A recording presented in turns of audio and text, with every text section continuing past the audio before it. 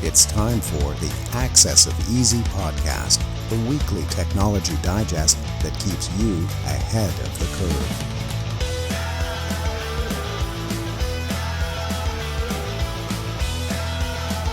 Brought to you by easyDNS.com.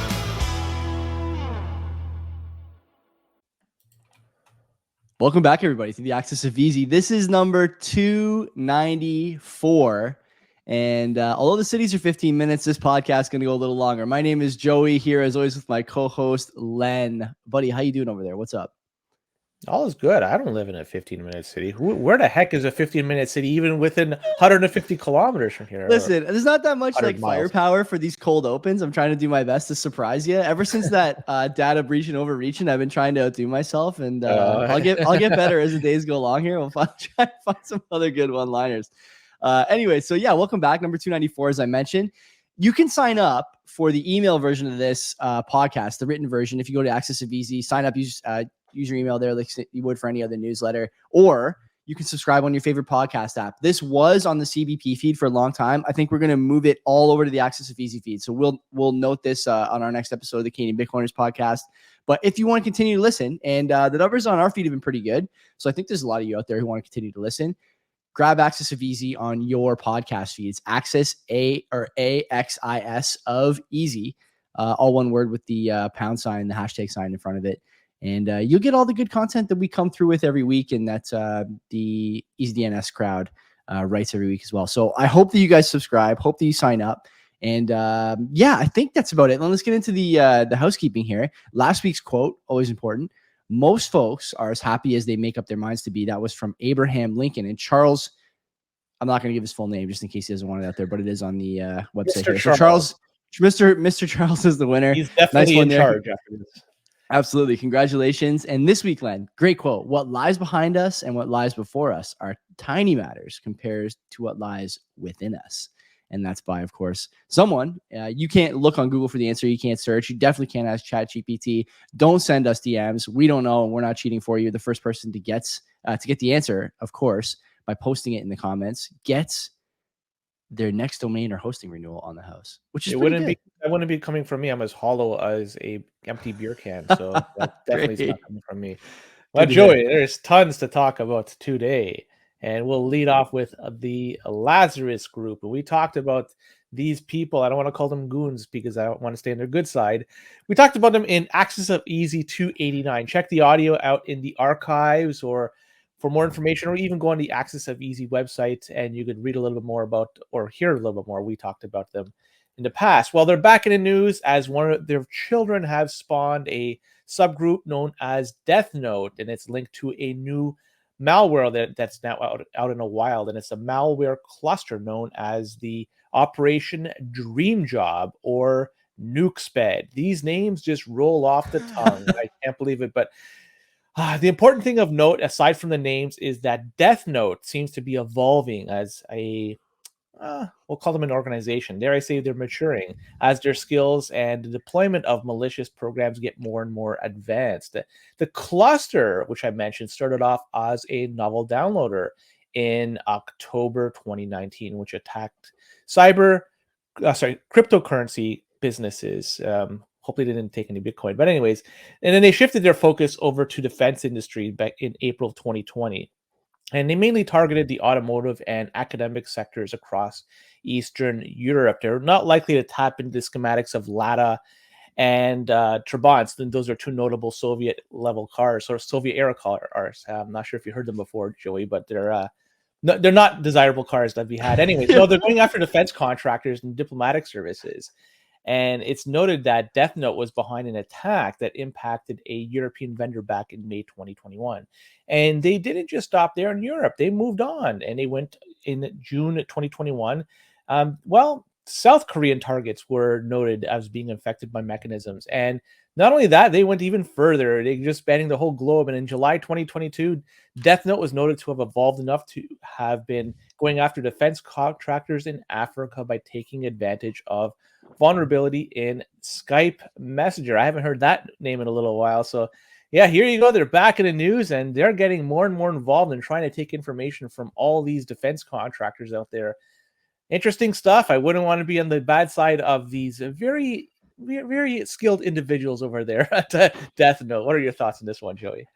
I'm with you on the, getting on the right side of these guys. I would just note that SecureList, which is the source for the story, has a couple of really cool, way above my head, admittedly, schematics on how this thing works.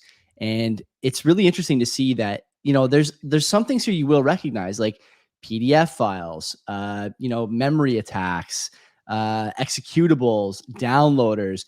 You as a retail facing person who uses a computer, or like a retail internet facing person, you have this stuff on your computer. And it's funny, that with the advent of I shouldn't say advent, maybe the evolution of work from home and hybrid work and all these things, there's a lot more people now, I think, Len, opening PDFs like in a jiffy without really thinking about some of the vulnerabilities might be present. So this is a good example. Lazarus Group is doing a lot of interesting, very diplomatic language there again, trying to stay on their good side, interesting work in the field of data breaching and overreaching, as I've said before. And so like this is pretty wild.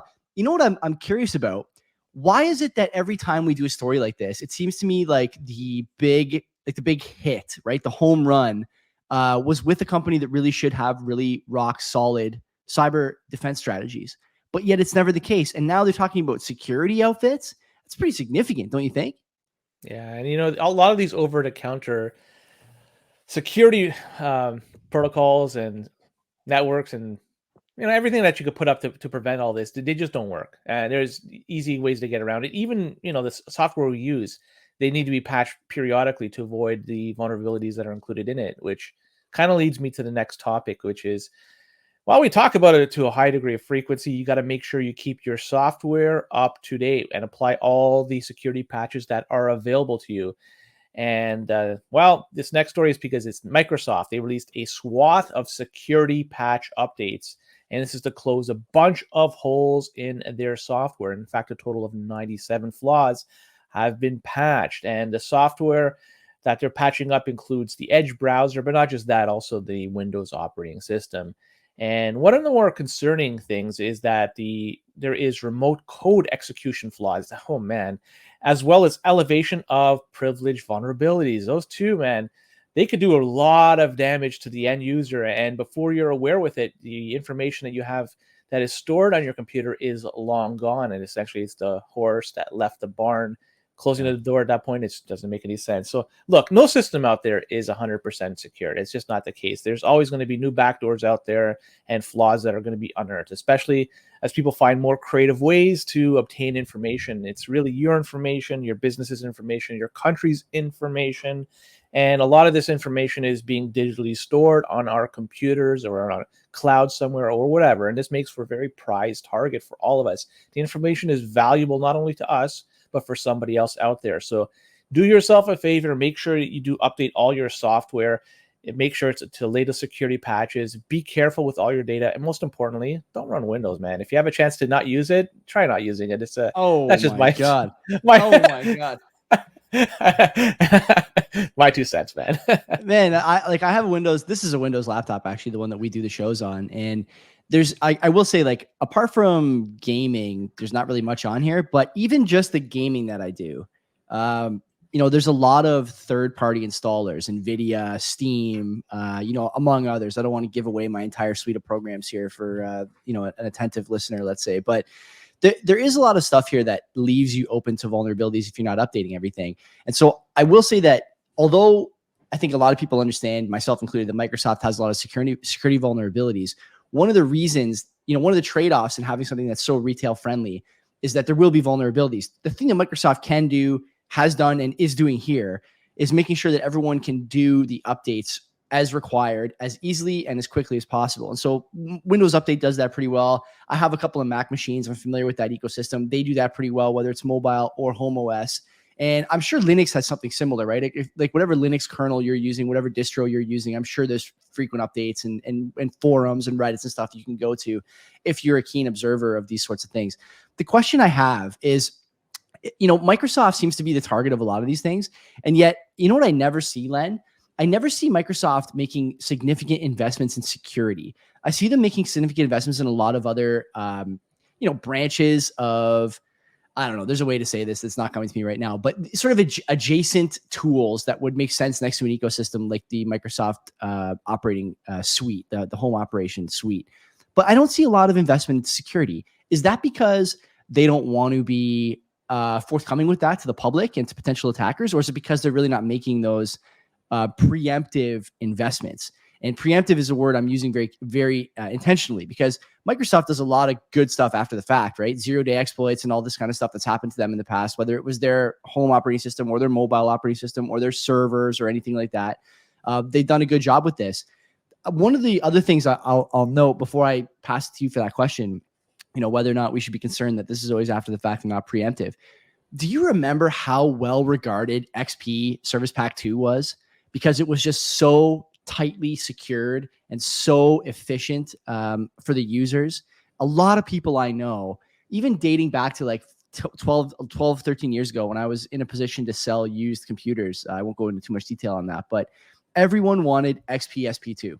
Every single person that bought a computer, no matter how low level their expertise was, low level their understanding was of why, they all knew that was what they wanted. And so Microsoft understands that there's value to like an airtight operating environment, but seems to have gotten away from it. And so I don't know why they've gotten away from it. It seems to me they have the expertise to do this, but they don't do it anymore. Everything is after the fact and not preemptive. Do you have a thought on that? I realize that's a big question here, but do you have any thoughts on that?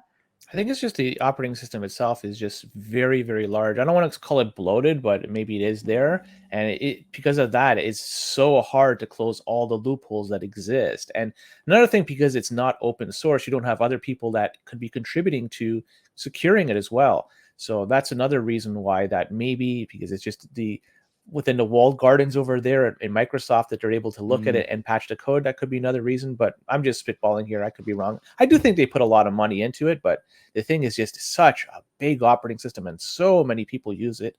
So it just becomes a like a big target that's easy to hit by a lot of these people. But let's move on. We'll talk about ETH. That's something we do talk about ourselves very frequently. And for those who are unaware, this is the digital asset that holds the second largest market cap. It's the title of the second largest market cap, and Bitcoin being number one. And I'm not going to get into the reasons why people shouldn't buy or use ETH. This is a topic for another time on another show. This story is about DNS outage, and the Ethereum name service, the ENS, which are the people behind the .eth domain names, have made a request through the courts to move the eth.link to a different registrar. And the genesis of this move was due to an outage of the eth.limo domain or URL. And when you go to eth.limo, what is it, do you ask? It's a privacy-preserving ENS gateway for resolving Ethereum name service records and associated Web3 content. They will also allow users and decentralized app developers to access and host static sites that work in the Web3 and ENS ecosystem. So this is a very important project for the ETH community. And this outage was likely a real kick to the nuts for the people over there. And it's probably the same feeling you get every time you buy ETH. And how did they resolve the DNS outage over there? Well, look at this. They moved their domain services, their registrar, to easyDNS. You could have predicted this. It's predictable, Len. You go with the goat. You go with the goat. Yeah, well, lo and behold, all their problems were vanished, and well, DNS problems long gone. So chalk up another one. Why one should use easyDNS?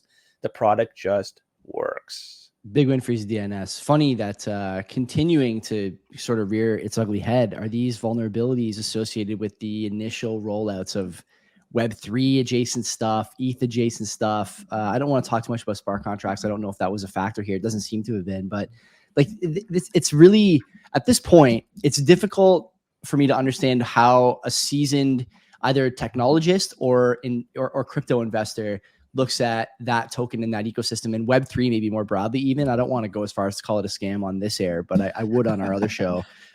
It's difficult for me to understand how the money keeps flowing in short of greater fool theory. And this is just another example, right? easyDNS has managed to salvage, the best of this tire fire, it seems. So, great for Mark and team, but all said, Len, like it's constant with this network, this ecosystem. It never ends. I saw like sort of an aside here. I saw a tweet today of a guy who's been draining ETH and other projects on ETH through some wallet exploit vis-a-vis an airdrop for like a year, apparently. And so like I have to look into this more, but someone just noticed it today. Like, hold on, man, this guy's been siphoning money from a bunch of people for like almost a clean calendar year now. Anyway, don't people check their wallet balances? Like, come on, man. I mean, how often do you check? I don't want to give it the numbers, but it's definitely more than once a month. And okay. If something is being drained from it, I would notice in very, very short period of time. Interesting. But let's move on. And for the people out there that are using Action One remote access software, you should be aware of there's a security hole, and it potentially gives hackers the ability to deploy ransomware on network. Now, Action One, they tout themselves as, quote, the #1 risk-based patch management platform for distributed networks trusted by thousands of global enterprises. I guess this attack no longer makes them #1, because who is the governing body that's actually judging these things? These are sadly questions we'll probably never get answered. But it's the Miss America guys, isn't it? I thought it was the same. Is it? Just a bunch of guys in the back room drinking whiskey with smoking cigars and all that shit. But anyways, back to the story. If you are an Action One user, you should really consider installing the recent patch that was released. And this is closing all these holes. And also alongside, there is recommendations that you have to start monitoring your network activity to detect any unusual activity, and consider also making changes to your passwords, and also throw in two-factor authentication. And we talked about 2FA in previous shows. Steer clear of the garbage like SMS. That's just a recipe for disaster. Consider using a program like OpenOTP or OTP, and that's an open source software. And you can also back up, encrypt your backups. And it seems to be a rather good way of doing a two-factor authentication. But another thing, given that Action One is free to up to 1,000 endpoints, it makes me wonder how many networks out there has been impacted, because it was free for up to 100 endpoint users. So that's a high number of endpoint users per network that could be using this Action One software. So a lot of sensitive information out there that may be potentially used as a bargaining chip. If they found these holes, patch them up right away, change your passwords, do your 2FA, but not SMS.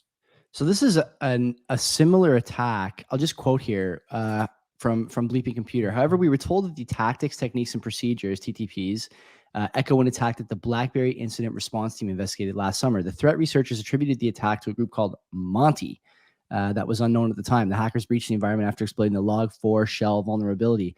Len, if you had told me that BlackBerry, Research in Motion's BlackBerry, was still running a security product that was being used by someone other than BlackBerry itself, I would have said no way.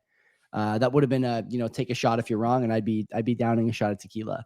And I'm looking now at the BlackBerry Incident Response website, and it's a service they offer. It seems to me to anyone who's willing to pay for it. So great, cool. As far as the attack itself and the vulnerabilities, 2FA continues to be a theme on this show. We've done, I think this is the 8th episode of this program that we've done. And how many times over the 2 months we've been doing the audio sidekick for the newsletter have we talked about 2FA? At least thrice. Three or four times, I think. Yeah. So, you're batting about 40% here, 30-40%.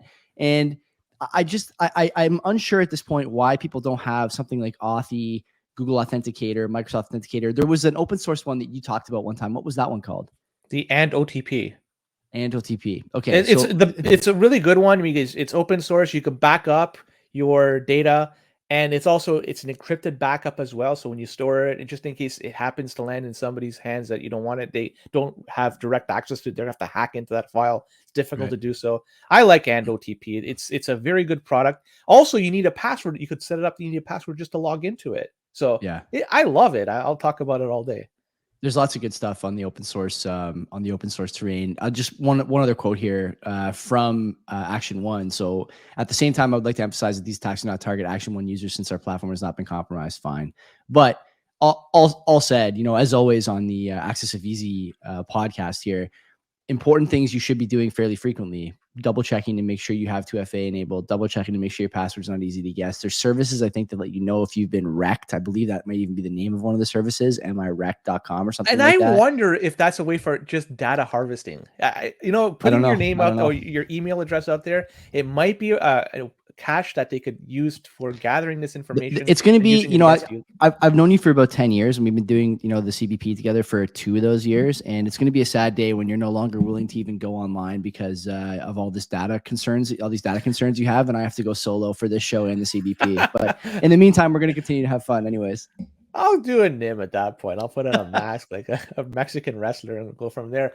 Anyways, some Google and easyDNS announcements. And I just wanted to talk a little bit about some technical stuff first. So we have the SPF, and this prevents spammers from sending unauthorized messages that appear to coming from your domain. And also DKIM, and this is a verification tool that confirms the domain owner actually sent the message. Well, so we now know the terms. Let's get to the story. So the email servers, well, typically they have to have these things. So now if you do have it, you're good to go. Because if you don't, you may be noticing you haven't been receiving emails from Gmail starting from November 2022. This is now a requirement, it looks like, from Gmail. But this isn't really a Gmail story. It looks like that this is something that is also available too on easyDNS. And not only that, easyDNS has made it easy for you to actually create it and start it. They have a tool called SPF Wizard, and will easily set up and correct the records in your domain. So if you have a domain set up, if you have an email server set up and you don't have it already updated, well, this wizard is going to make your life so much easier so that you could communicate once again with Gmail and other email providers out there that require you to have both SPF and DKIM. Rock solid. I love this idea of preventing spam. Google and other email providers, I won't speak about Proton, but sort of the big retail facing ones, they do a decent job with spam, Len, but oftentimes I still find stuff in there that I shouldn't, stuff that I needed or forgot about, a year ago, 2 months ago, something like that. And it's frustrating. So for easyDNS to be working on products that make this easier for people to parse what is good, what is bad. And this, I just want to note that the in-domain spam message, the fake domain matching or whatever. I don't know exactly what you would call that, but I call it's like a spoof, a pseudo spoof. We had a story about that on this program, the Coinbase ones, right? And we read out a couple of those emails. Those emails are pretty darn close to what you would expect to see if you were working in that corporate environment. If you were a new person or a low tier guy, you could see they were able to screw with people working inside Coinbase. I know. That's what I'm saying. If only they had these tools available, then could have figured this out. But, you also have to have. Is easyDNS going to work with Coinbase at some point? I don't know. Who knows? They may be a foreign entity at that point because there's talk that they may just leave the Bermudan exchange or Singapore or wherever they'll just shop for a better place that they could do business and they won't be impacted by the local laws. So yeah, great, love it. That's it. That's all we got. And one thing, we won't be ourselves jurisdiction shopping. We are where we are. We're going to stay where we are. I'm not going anywhere. We're Canadian. easyDNS is Canadian. We're Canadian, and all shows and programs will be Canadian. Great job today, buddy. Thanks for listening, everyone. Don't forget, this show is going to be on the easyDNS feed from here on out. We want to push that over to the easyDNS feed, and please sign up for the newsletter. Head over to let me give you that address one more time here before I forget. It is accessoveasy.com, just the way it sounds, just the way it's spelled.com. And of course, you can subscribe on your favorite podcast app. So do that. You must like listening to this show. I know that people read and listen. So definitely make sure you take some time and do that. That's it. I think, Len, you got anything you want to add, or are we out of here? No, I think that's good. Let's rock and roll. We're out of here. Take care, everybody.